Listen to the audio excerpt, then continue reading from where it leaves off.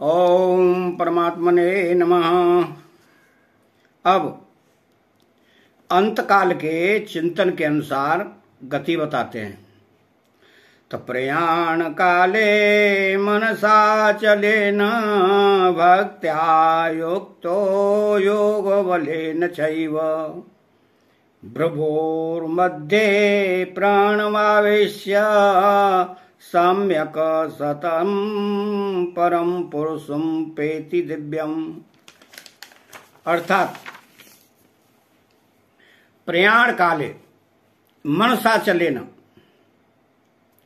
सतम परम पुरुष मुपैति दिव्यम। यहां भक्ति नाम का प्रियता का है,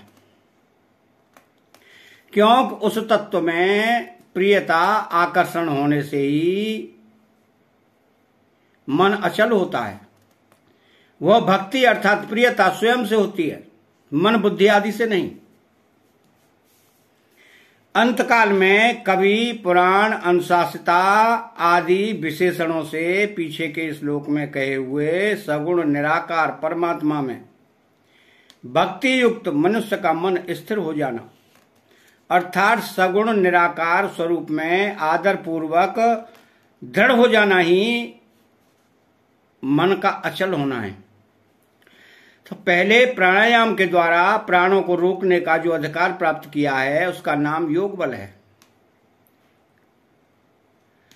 उस योग बल के द्वारा दोनों ध्रुवों के मध्य भाग में स्थित जो द्विदल चक्र है उसमें स्थित सुषुम्ना नाड़ी में प्राणों का अच्छी तरह से प्रवेश करके वह शरीर छोड़कर 10वें द्वार से होकर दिव्य परम पुरुष को प्राप्त हो जाता है। तम परम पुरुष मुपैति दिव्यम पदों का तात्पर्य है कि जिस परमात्मा तत्व का पीछे के श्लोक में वर्णन हुआ है उसी दिव्य परम सगुण निराकार परमात्मा को वह प्राप्त हो जाता है। 8वें श्लोक में जो बात कही गई थी उसी को 9वें और 10वें श्लोक में विस्तार से कहकर इस 3 श्लोकों के प्रकरण का उपसंहार किया गया है। तो इस प्रकरण में सगुण निराकार परमात्मा की उपासना का वर्णन है। इस उपासना में अभ्यास की आवश्यकता है। प्राणायाम पूर्वक मन को उस परमात्मा में लगाने का नाम अभ्यास है। यह अभ्यास अणिमा महिमा आदि सिद्धि प्राप्त करने के लिए नहीं है, प्रत्युत केवल परमात्मा तत्व को प्राप्त करने के लिए है। ऐसा अभ्यास करते हुए प्राणों और मन पर ऐसा अधिकार प्राप्त कर ले कि जब चाहे प्राणों को रोक ले और मन को जब चाहे तभी जहां चाहे वहीं लगा ले। जो ऐसा अधिकार प्राप्त कर लेता है वही अंतकाल में प्राणों को सुषुम्ना नाड़ी में प्रविष्ट कर सकता है। कारण कि जब अभ्यास काल में भी मन को संसार से हटाकर परमात्मा में लगाने में साधक को कठिनता का असमर्थता का अनुभव होता है, तब अंतकाल में जैसे कठिन समय में मन को लगाना साधारण आदमी का काम नहीं है। जिसके पास पहले से योग बल है वही अंत समय में मन को परमात्मा में लगा सकता है और प्राणों का सुषुम्ना नाड़ी में प्रवेश करा सकता है।